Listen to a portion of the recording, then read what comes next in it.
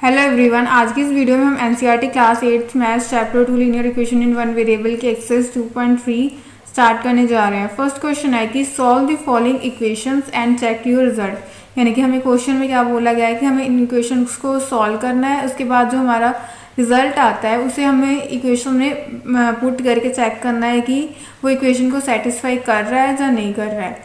तो first equation है 3x equals to 2x plus 18। हमें इस इक्वेशन को सॉल्व करना है। इसे सॉल्व करने के लिए सबसे पहले हमें क्या करना पड़ेगा, जो वेरिएबल्स हैं उसे एक साइड पे इकट्ठा करना पड़ेगा और जो नंबर्स हैं उन्हें दूसरी साइड पे। इस इक्वेशन में हम क्या करेंगे, x वाली टर्म्स को एक साइड पे इकट्ठा कर लेंगे और नंबर को दूसरी साइड पे। तो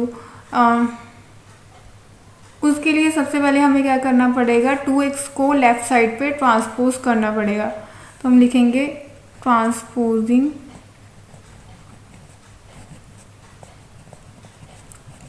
2x to left hand side.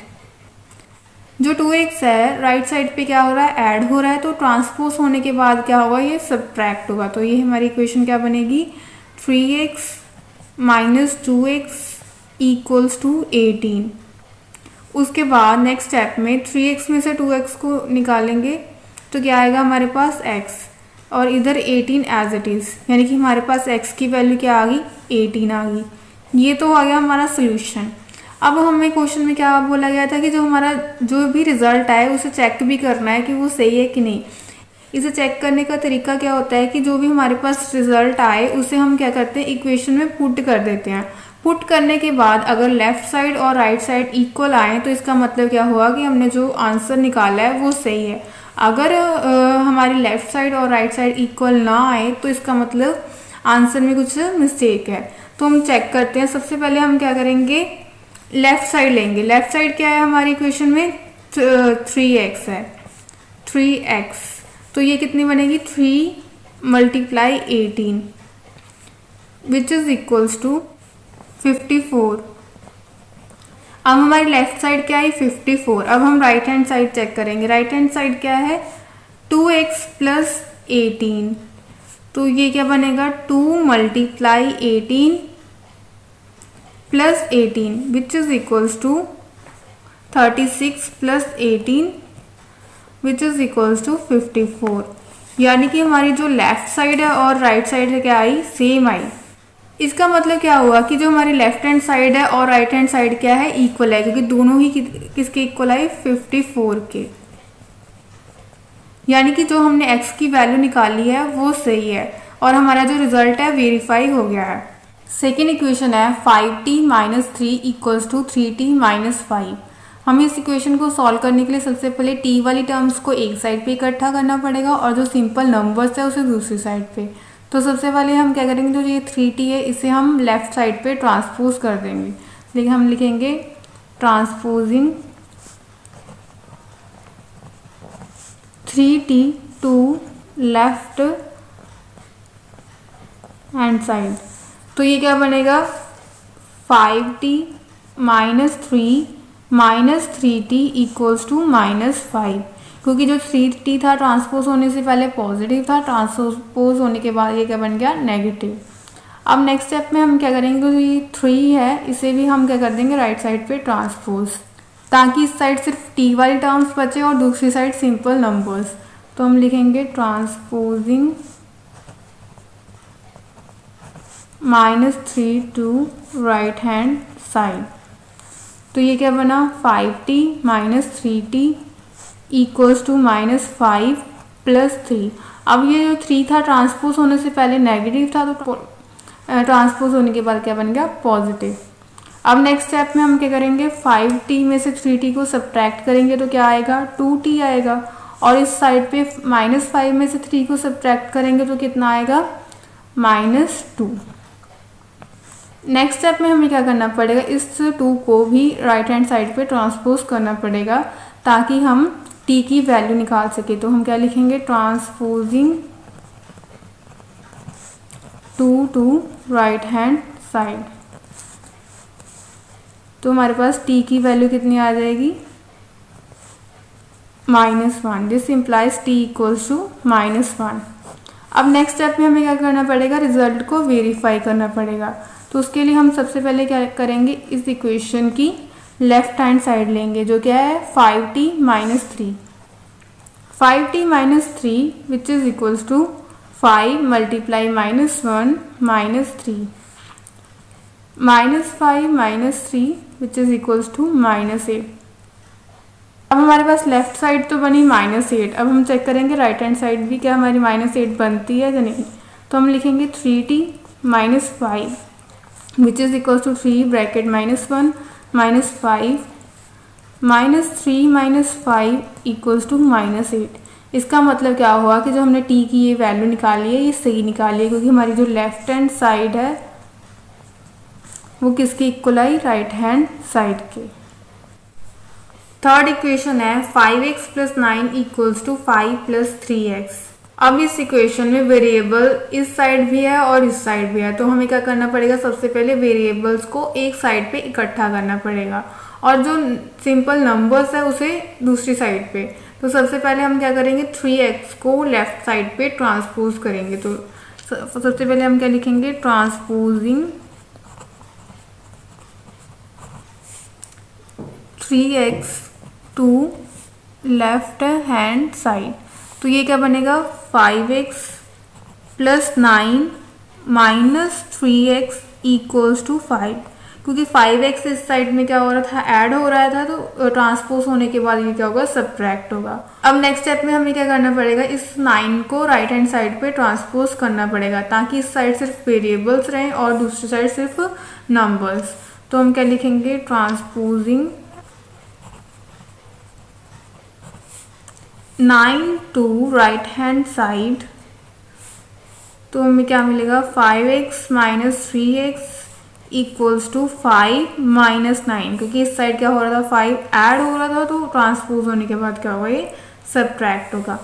उसके बाद 5x माइनस 3x कितना बना, 2x बना, और इस साइड 5 माइनस 9 कितना बना, -4। अब नेक्स्ट स्टेप में हमें क्या करना पड़ेगा, 2 को भी राइट हैंड साइड पे ट्रांसपोज करना पड़ेगा ताकि हम x की वैल्यू निकाल सकें। तो हम लिखेंगे transposing 2 to right hand side. तो ये क्या बनेगा, x equals to -4/2 which is equals to -2, यानी कि x की वैल्यू कितनी आ गई हमारे पास, -2। ये क्या होगा हमारा फाइनल रिजल्ट। अब हमें क्या करना पड़ेगा, इस नेक्स्ट स्टेप में इसको वेरीफाई भी करना पड़ेगा। वेरीफाई करने के लिए सबसे पहले हम क्या लेंगे, इस इक्वेशन की लेफ्ट हैंड साइड लेंगे।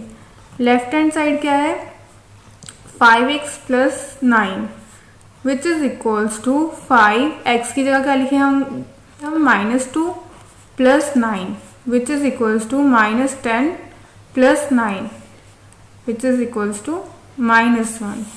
अब हम इस इक्वेशन की क्या लेंगे, right hand side. Right hand side क्या है इस इक्वेशन की, 5 plus 3x which is equals to 5 plus 3 bracket -2 5 minus 6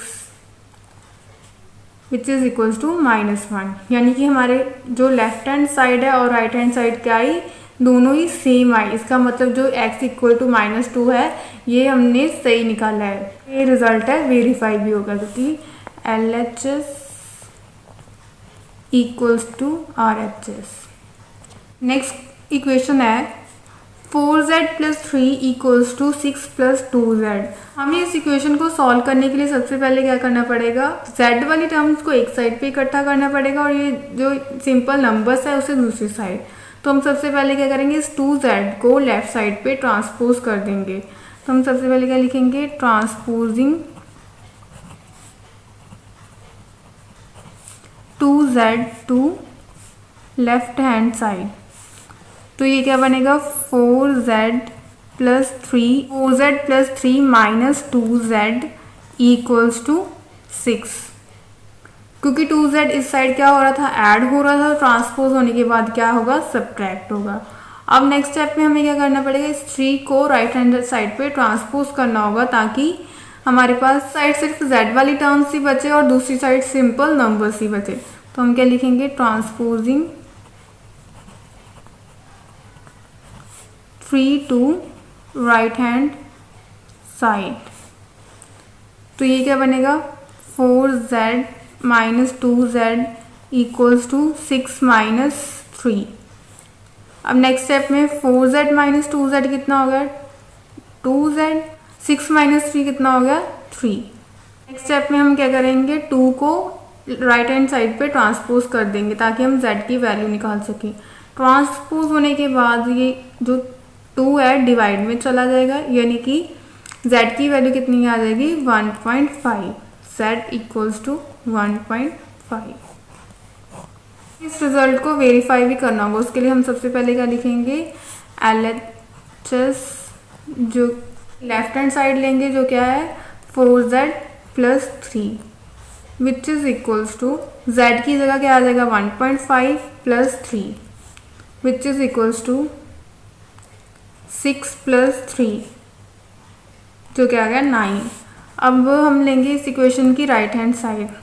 right hand side क्या है इस इक्वेशन की 6 plus 2z, 6 plus 2z equals to 6 plus 2 multiply 1.5 which is equals to 6 plus 3 which is equals to 9।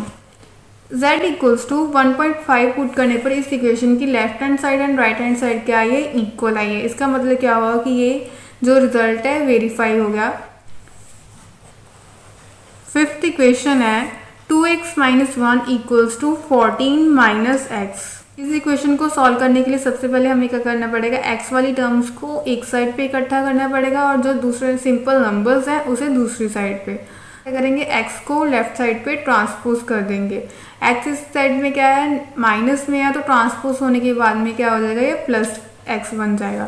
तो हम लिखेंगे transposing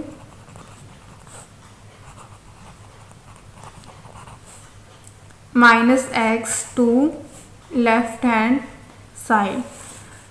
अब क्योंकि ये पहले क्या है माइनस में है तो ट्रांसपोज होने के बाद क्या हो जाएगा ये प्लस में, तो ये क्या बनेगा 2x minus 1 plus x equals to 14। अब नेक्स्ट स्टेप में हमें क्या करना पड़ेगा इस 1 को भी राइट हैंड साइड पे ट्रांसपोज करना पड़ेगा ताकि इस साइड सिर्फ x वाली टर्म्स बचे और दूसरी साइड सिंपल नंबर। तो हम क्या लिखेंगे transposing minus 1 to right hand side.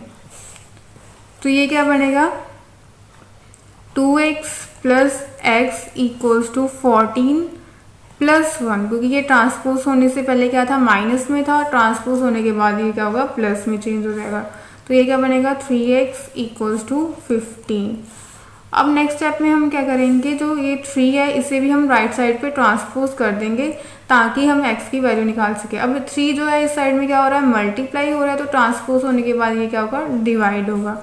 तो ये क्या बनेगा x equals to 15 divide by 3 which is equals to 5, यानी कि हमारे पास x की वैल्यू क्या आ गई 5।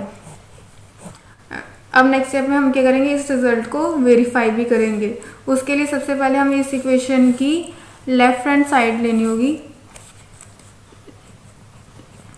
इस इक्वेशन की लेफ्ट हैंड साइड क्या है 2x माइनस 1, तो ये क्या बनेगा 2x minus 1 which is equals to 2 multiply 5 minus 1, 10 minus 1 equals to 9। उसके बाद नेक्स्ट स्टेप में हम इस इक्वेशन की क्या लेंगे राइट हैंड साइड।